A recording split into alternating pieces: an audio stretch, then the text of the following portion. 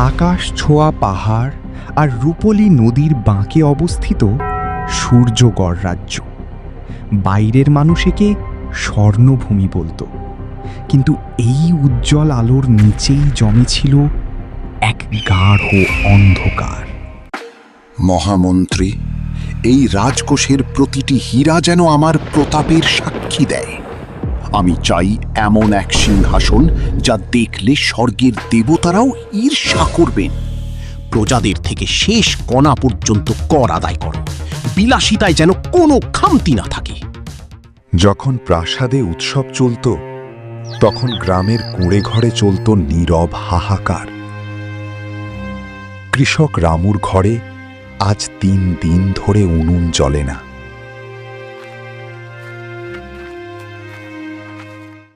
মা, পেটের ভেতর যেন আগুন জ্বলছে, একটু জল ছাড়া আর কি কিছুই নেই। হাত ছেড়ে বাপ, ধৈর্য ধর। তোর বাবা আজ রাজার কাছ থেকে আমাদের হিস্সা চাইতে গেছে, নিশ্চয়ই কিছু নিয়ে ফিরবে।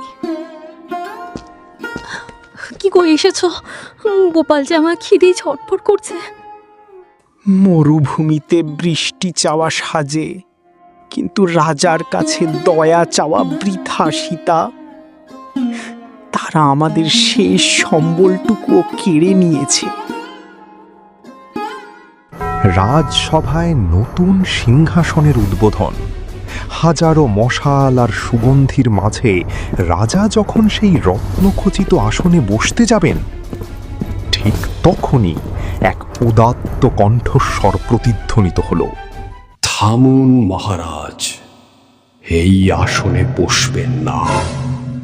কার এত বড় স্পর্ধা আমার সিংহাসনকে অপবিত্র বলছে? মহারাজ, আপনি কি শুনতে পাচ্ছেন না? এই হীরাগুলোর ভেতর থেকে কান্নার আওয়াজ আসছে।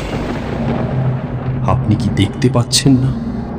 এই সোনার উপর দিয়ে চুইয়ে পড়ছে ক্ষুধার্ত শিশুদের চোখের জল। যদি হিম্মত থাকে, তবে এক রাত একাই সিংহাসনে কাটিয়ে দেখান। দেখবেন আপনার 4-5টা রক্তে লাল হয়ে গেছে। সাধুর চ্যালেঞ্জ গ্রহণ করে রাজা এক রাত একা সিংহাসনে কাটানোর চেষ্টা করলেন, কিন্তু তার মনে হলো প্রতিটি রত্ন যেন তাকে বিঁধছে। অস্থির হয়ে তিনি গভীর রাতে প্রাসাদের বাইরে বেরিয়ে এলেন। ঘুরতে ঘুরতে তিনি এসে পৌঁছলেন রামুর ঘরের পাশে। বাবা, আমি আর সহ্য করতে পারছি না। রাজা কি খুব নিষ্ঠুর? তিনি কি আমাদের কষ্ট দেখেন না?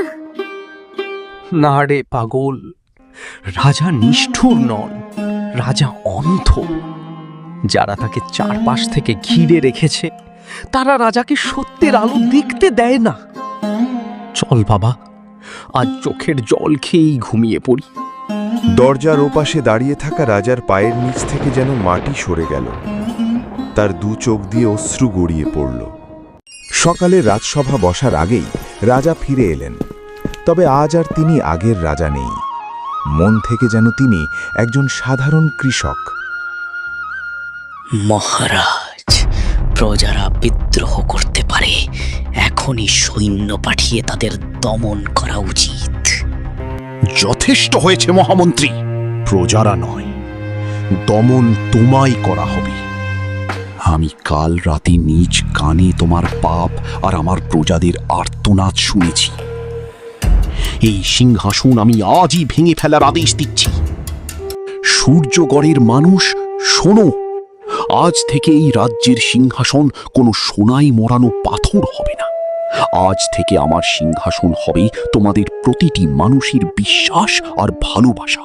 আমি রাজা হিসেবে নয়, তোমাদের সেবক হিসেবে আজ থেকে রাজধর্ম পালন করব। সেই সোনার সিংহাসন ভেঙে তা দিয়ে গ্রামে গ্রামে বিদ্যালয় আর চিকিৎসালয় তৈরি করা হলো। কয়েক বছর পর সেই সাধু আবার এলেন। রাজা তখন এক সাধারণ কাঠের চেয়ারে বসে প্রজাদের সমস্যা শুনছিলেন। মহারাজ, আজ আপনার রাজত্বে কোনো হীরা নেই, কিন্তু প্রতিটি প্রজার চোখে যে হাসির ঝিলিক আছে তা পৃথিবীর সমস্ত সোনার চেয়েও দামি।